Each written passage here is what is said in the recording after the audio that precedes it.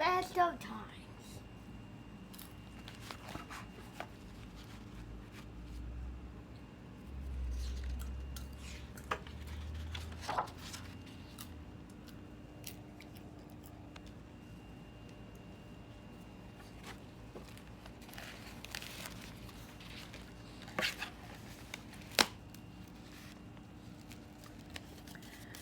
Carl's captain. Carl lives in the city. Carl's grandma lives in the country.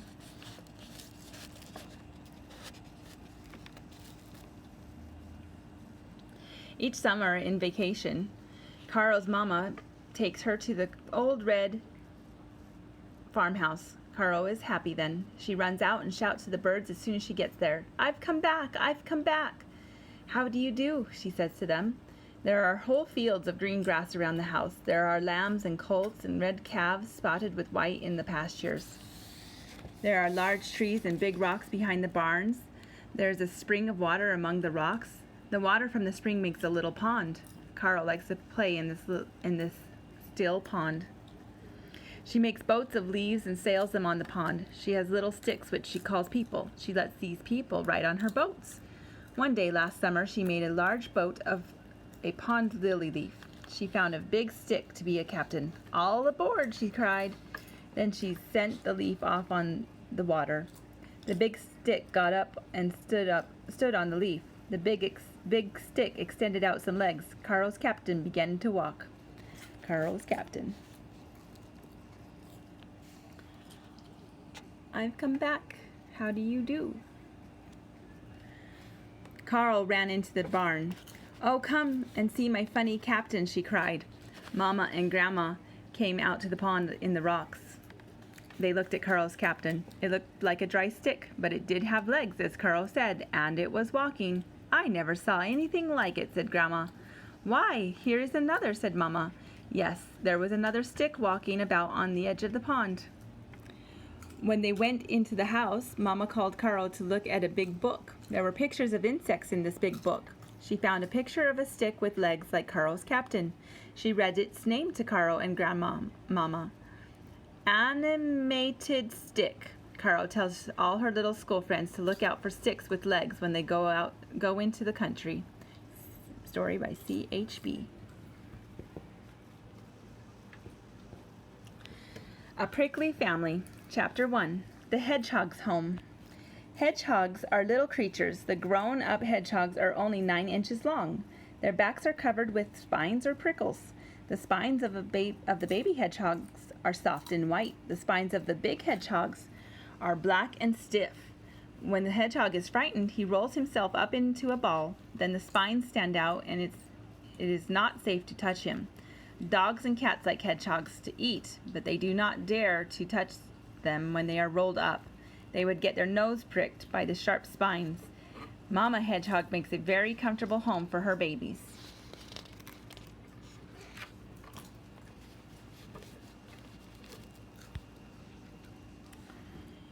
She lines it with moss.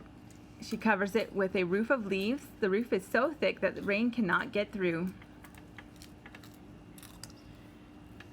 Safe in the deep grass. The hedgehog does not often go out in the daytime. His eyes are like a cat's eyes. He can see best in the night. Chapter 2. What the hedgehog eats. He hunts for snails and mice and worms and insects. He also eats roots and fruits. He is very useful in gardens. He eats the bugs and beetles. People sometimes tame at the hedgehog about the house. He eats the cockroaches. He is very fond of snakes to eat. I will tell you how he kills a snake. He bites the snake. Then he quickly rolls himself up into a ball. His spines stick out all around. The snake dares not touch him.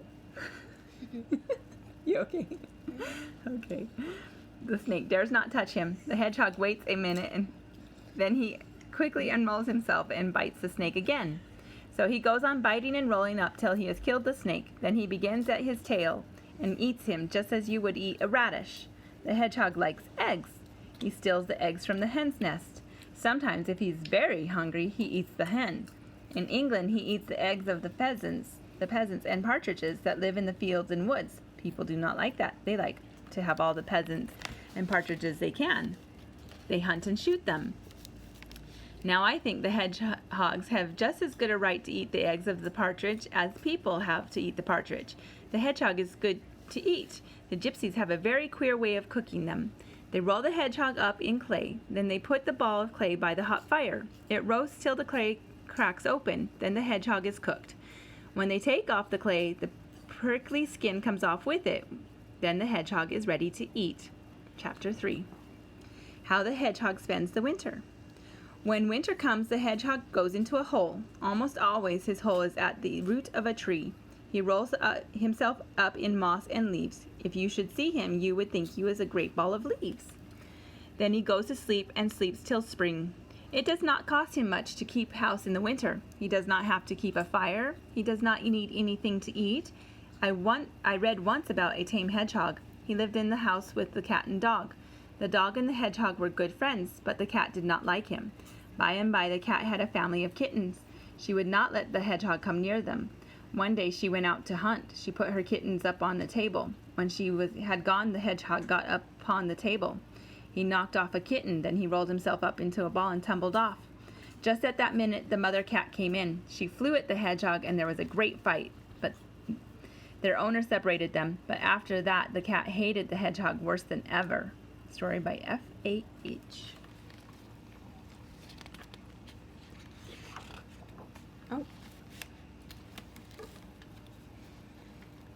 Ned and Nick.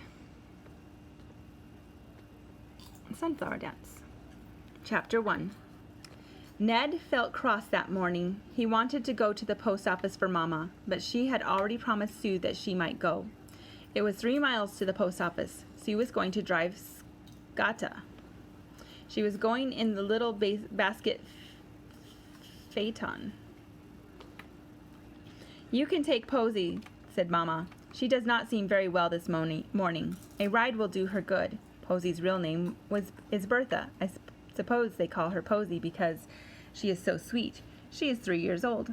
Sue is a very unselfish girl. She is always ready to give up. She was ready to give up to Ned that morning, but Mama said no, Ned is too forgetful. He cannot be trusted with Skata and Posy at the same time. Ned likes bugs and snakes and birds. He likes to watch them and study their ways. When he finds a new bug, he forgets everything. Like me. So you see how it would be if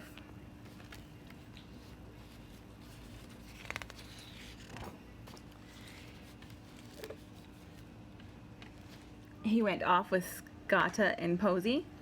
If he saw a bird away off in the fields, he would want to go and look at it. Then he would follow the bird. He would forget all about Posy and Skata. Skata would stand and wait a long time, then she would trot away with Posy. Nick laughs at Ned. Perhaps she would stop to eat grass on a high bank. Very likely she would tip Posy out. Poor little Posy.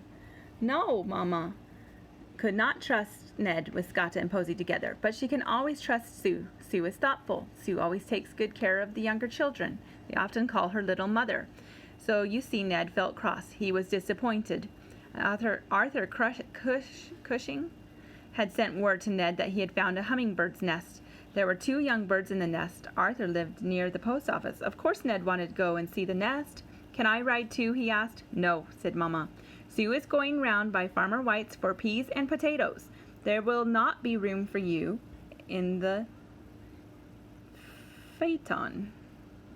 But it won't hurt you one bit to walk, she added. So Ned started. He felt pretty cross, and he looked cross too. He kicked the dust with his feet as he walked. Nick was lying under some bushes by the road when he saw Ned. He laughed. He couldn't help it. There he is.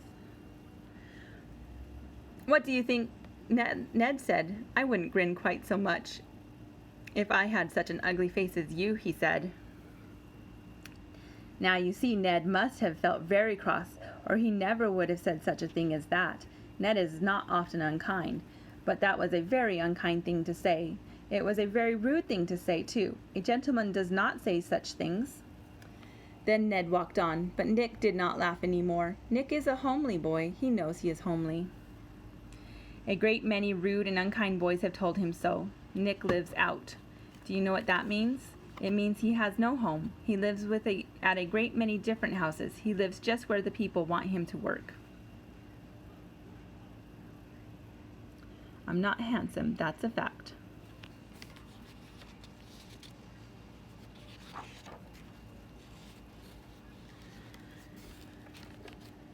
This summer, he lived at the Lynns. He took care of Castor and Pollux and Scotta. He did a great many chores. He milked the pretty Jersey cow. He blacked the boots and shoes, blacked. He sawed and split the wood for the cook stove. His room was over the carriage house. The children thought it was a nice room. They often went there to play on rainy days. It was full of all sorts of interesting things. There was a carpenter's bench there. There was a shoemaker's bench and a spinning wheel. There were 4 windows all along one side. They came down to the floor. Their room was not plastered. It was like a great garret. Way up in the roof was a box where the pigeons lived. They came in at little doors in the wall. Nick slept at night in a hammock in his room.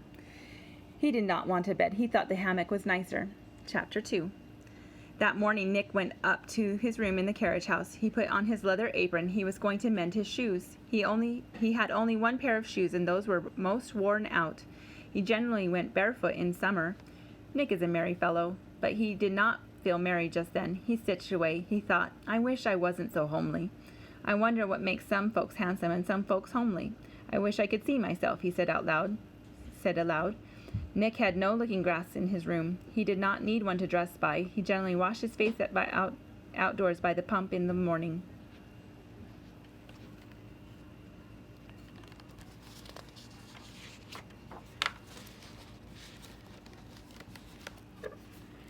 But that day he wished he had a looking glass. Do you know that a basin of water makes a very good looking glass? Nick knew it. He laid down on the floor and looked into a basin of water. I know one thing he saw. He saw a very pleasant pair of eyes. I ain't handsome, that's a fact, he thought. Then he laughed aloud. He felt better after that. I don't blame Ned much for what he said to himself. He smiled at himself in the water. Just then he heard his door open. He turned, and there was Ned. Ned looked very much ashamed of himself. Hello, old boy, he said. What's up now? I'm seeing how handsome I am, laughed Nick. Oh, come now, said Ned. Don't say anything more about it, please. It was awful mean of me to say that.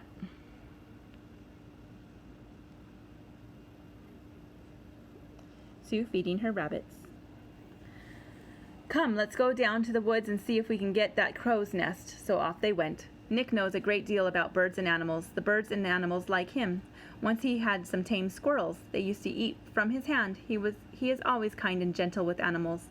That is why they like him. He brought a pair of beautiful white rabbits for Sue one day. Her mama is willing that Sue shall have pets.